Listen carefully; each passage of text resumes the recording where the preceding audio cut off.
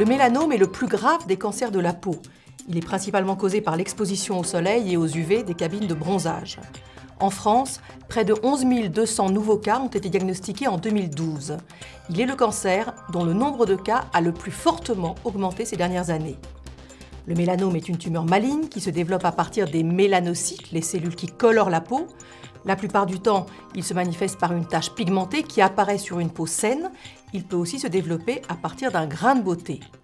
80% des patients en guérissent, mais s'il est diagnostiqué à un stade avancé avec métastase, il reste une maladie grave, potentiellement mortelle.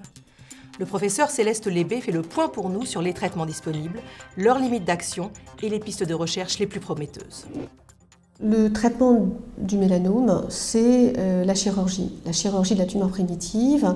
Et chez certains patients, on pourra discuter un traitement complémentaire avec l'interféron qui vise à stimuler les défenses immunitaires du patient.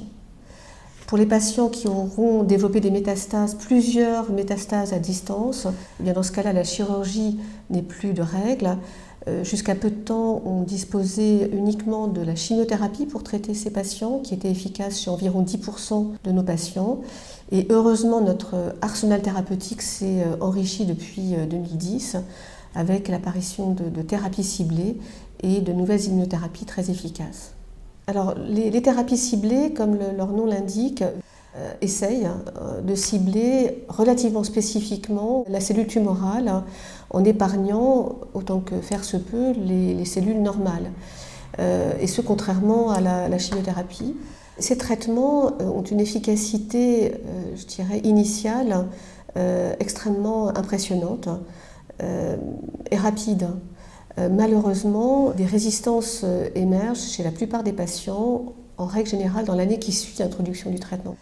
L'autre approche, c'est l'immunothérapie, qui vise à armer les défenses immunitaires contre la cellule tumorale. Donc actuellement, il reste beaucoup de choses à découvrir, en particulier l'efficacité d'associations de thérapies ciblées d'immunothérapie. Il faut découvrir des biomarqueurs de réponse, de toxicité à ces molécules.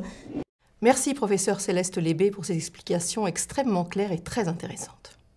La Fondation pour la recherche médicale est engagée dans tous les domaines de la recherche: cancer, maladies cardiovasculaires, maladies neurologiques, maladies infectieuses, maladies rares.